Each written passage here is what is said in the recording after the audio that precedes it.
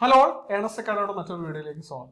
ഇപ്പോൾ BSc agriculture കഴിഞ്ഞ ഉദ്യോഗാർത്ഥികൾ ഏറെ നാളായിട്ട് പ്രിപ്പയർ ചെയ്ത് കാത്തിരുന്ന എക്സാമാണ് ഇന്നലെ കഴിഞ്ഞത്. Farm assistant grade 2. ഇപ്പോൾ എക്സാം കഴിഞ്ഞു, കുറേ പേര് നമ്മളെ പേഴ്സണലി വിളിച്ചിട്ടുണ്ടായിരുന്നു, നമ്മുടെ സ്റ്റുഡൻസ് റെസ്പോൺസ് ചെയ്തിട്ടുണ്ടായിരുന്നു. ഒരു ഓവറോൾ ഒരു നല്ല ഡിഫിക്കൽട്ട് എക്സാം ആയിരുന്നു.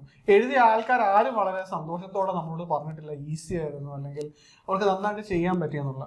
നമ്മൾ നോക്കുവാണെങ്കിൽ ക്വസ്റ്റ്യൻസ് നമ്മളൊന്ന് പരിശോധിച്ച് നോക്കുവാണെങ്കിൽ വളരെ ടഫായിരുന്നു അല്ലേ? അപ്പോൾ കഴിഞ്ഞ അഗ്രികൾച്ചർ അസിസ്റ്റന്റ് ഗ്രേഡ് 2 എക്സാം അത് വളരെ ഈസി ആയിരുന്നു. പക്ഷേ ഫാം അസിസ്റ്റന്റ് ഗ്രേഡ് 2 വന്നപ്പോൾ ഡിഫിക്കൽട്ടി ലെവൽ നന്നായിട്ട് വരുന്നു. അപ്പോൾ എനിക്കൊരു തോന്നുന്നൊരു കാര്യം എന്ന് വെച്ച് കഴിഞ്ഞാൽ അഗ്രികൾച്ചർ അസിസ്റ്റന്റ് 2 ഗ്രേഡ് 2 എക്സാം എന്ന് പറയുന്നത് BHC യോഗ്യതയും കൂടെ ഉള്ളവർക്ക് എഴുതായിരുന്നു. പക്ഷേ ഇതെന്ന് പറഞ്ഞു കഴിഞ്ഞാൽ BSc ലെവലുള്ളവർക്ക് മാത്രമേ എഴുതാൻ പറ്റത്തുള്ളൂ. അപ്പോൾ ഇത് ആരും വിഷമിക്കേണ്ട കാര്യമില്ല. കാരണം എക്സാം പാടാണെങ്കിൽ എല്ലാവർക്കും പാടായിരിക്കും, കട്ട് ഓഫ് മാർക്ക് കുറയും. ഈസി ആണെങ്കിൽ അതനുസരിച്ച് കട്ട് ഓഫ് മാർക്ക് കൂടും. അപ്പം പ്രിപ്പയർ ചെയ്തവർക്കാണ് ശരിക്കും ഒരു ടഫ് എക്സാമിൽ ഒരു അഡ്വാൻറ്റേജ് കൂടുതലും ലഭിക്കുക. ഇപ്പോൾ നിങ്ങൾ ആരും വിഷമിക്കാതെ, നിങ്ങൾക്കൊരു തൊട്ട് മുമ്പിൽ ഇനി പുതിയൊരു ഓപ്പർച്യൂണിറ്റി ഉണ്ട്, അഗ്രികൾച്ചർ ഓഫീസർ. അതിന് നിങ്ങൾ ഇത് മനസ്സിലാക്കി എക്സാം നല്ല പാടായിരിക്കും എന്ന് മനസ്സിലാക്കി നന്നായിട്ട് പ്രിപ്പയർ ചെയ്യും. അതിൻ്റെ അതിൻ്റെ ഡേറ്റിൻ്റെ ഡീറ്റെയിൽസിലേക്ക് നമുക്കൊന്ന് കടക്കാം. അതിനു മുമ്പ് ഒരു കാര്യം കൂടെ പറഞ്ഞോട്ടെ. നമ്മൾ ഈ എക്സാമിന് ഒരുങ്ങുന്നതിന് മുമ്പ് നമ്മൾ ഈ എക്സാമിനെ സമീപിക്കേണ്ട ചില കാര്യങ്ങളുണ്ട്. അതായത് നമ്മൾ ഈ എക്സാമിൽ നമുക്ക് കുറച്ച് ടേക്ക് അവേസ് ഉണ്ട്. BSc ഡിഗ്രി ലെവലിലുള്ള യോഗ്യത വരുന്ന എക്സാംസിന് BSc എന്ത് ചെയ്യുന്നുണ്ട്, ക്വസ്റ്റ്യൻസിന്റെ നിലവാരം ഉയർത്തുന്നുണ്ട്. അപ്പൊ അതനുസരിച്ച് നമ്മൾ പ്രിപ്പയർ ചെയ്യണം, അല്ലേ മിസ്?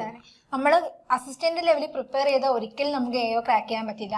AO ലെവലിൽ പ്രിപ്പയർ ചെയ്ത് AO ലെവലിൽ കുറച്ചും കൂടി ഹൈ ലെവലിൽ പ്രിപ്പയർ ചെയ്താൽ മാത്രമേ നമുക്ക് AO ലെവലിൽ എവിടെയെങ്കിലുമൊക്കെ എത്താനെങ്കിലും പറ്റത്തുള്ളൂ. അതേപോലെ തന്നെ കഴിഞ്ഞ ഒരു AO ലെവലിന്റെ എക്സാമും ഈ കഴിഞ്ഞ അഗ്രികൾച്ചർ അസിസ്റ്റന്റ് ഗ്രേഡ് 2 കൂടെ കമ്പയർ ചെയ്യുവാണെങ്കിൽ ഏതായിരുന്നു മിസ്റ്റർ ഡിഫിക്കൽട്ട്? ഇപ്പോഴത്തെ ഫാം അസിസ്റ്റന്റ് ഗ്രേഡ് 2 ആയിരുന്നു സാർ ഡിഫിക്കൽട്ട്.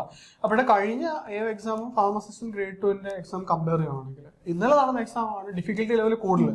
പക്ഷെ കഴിഞ്ഞ AO എക്സാമിന്റെ കട്ട് ഓഫ് എന്ന് പറഞ്ഞാൽ ഏകദേശം ഒരു 25-26 ആ റേഞ്ച് ആയിരുന്നു. കൃത്യമായിട്ട് ഞാൻ ഓർക്കുന്നില്ല, പക്ഷെ 24-28 ആ റേഞ്ച് ആയിരുന്നു. അപ്പോൾ ആ ഒരു റേഞ്ചേ ഉള്ളായിരുന്നു അതിന്. അപ്പൊ എന്തായാലും ഈ എക്സാമിന്റെ കട്ട് ഓഫ് മാർക്ക് കുറയും.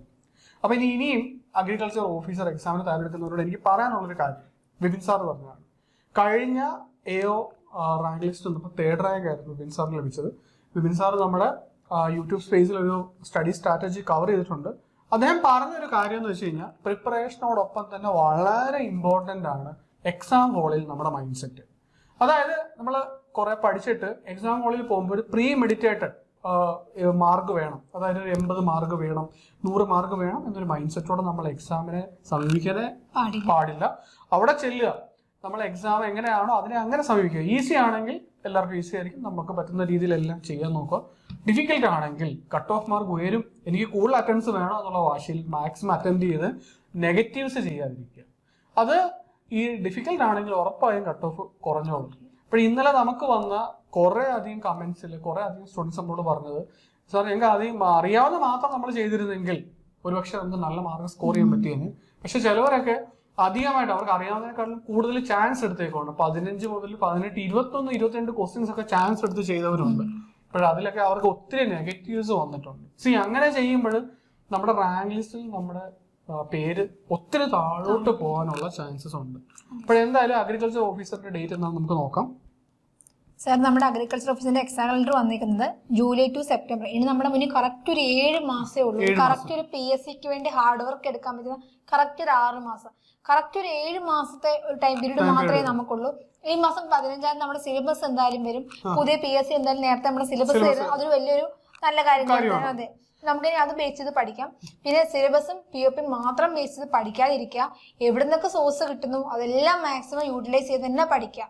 ഓക്കെ, അപ്പോൾ എന്തായാലും മിസ് പറഞ്ഞ പോലെ നമുക്കൊരു 7 മാസം സമയമാണ്. വളരെ സ്ട്രക്ചേർഡ് ആയിട്ട് നമ്മൾ പഠിക്കണം. സിലബസ് എന്തായാലും PScയുടെ പുതിയ ഫോർമാറ്റ് വളരെ സ്വാഗതം അറിയിക്കുന്നതാണ്. കാരണം എക്സാം ഡേറ്റ് നേരത്തെ വരുന്നതിനൊപ്പം തന്നെ ഒരു 6-7 മാസങ്ങൾക്ക് മുമ്പ് കൃത്യമായിട്ടൊരു സിലബസ് നമുക്ക് കിട്ടുകയാണ്. അപ്പോൾ ആ ഒരു സിലബസ് എടുത്തു വെച്ചിട്ട് വിപിൻ സാർ പറഞ്ഞ പോലെ തന്നെ പല ലെവൽസിൽ പ്രിപ്പയർ ചെയ്യുക.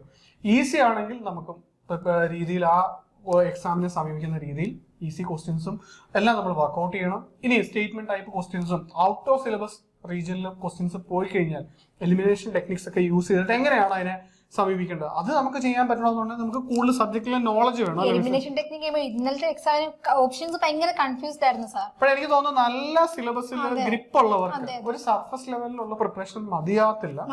അപ്പൊ നല്ലൊരു പ്രിപ്പറേഷൻ ലെവൽ ഉള്ളവർക്ക് മാത്രമേ ഈ ഒരു എക്സാം ക്രാക്ക് ചെയ്യാൻ പറ്റത്തുള്ളൂ. ഇപ്പോൾ ഏണസ് അക്കാഡമി എന്തായാലും ഇതിന്റെ കോഴ്സ് ഓൾറെഡി സ്റ്റാർട്ട് ചെയ്തിട്ടുണ്ട്. ഇപ്പോൾ നമ്മൾ സിലബസിൽ ബേസ് മുതൽ ഡെപ്ത് വരെ നന്നായിട്ട് കവർ ചെയ്യുന്നുണ്ടായിരിക്കും. പല ലെവൽസിലുള്ള ക്വസ്റ്റ്യൻസ് ഇവിടെ നമ്മൾ പ്രാക്ടീസ് ചെയ്യുന്നുണ്ടായിരിക്കും.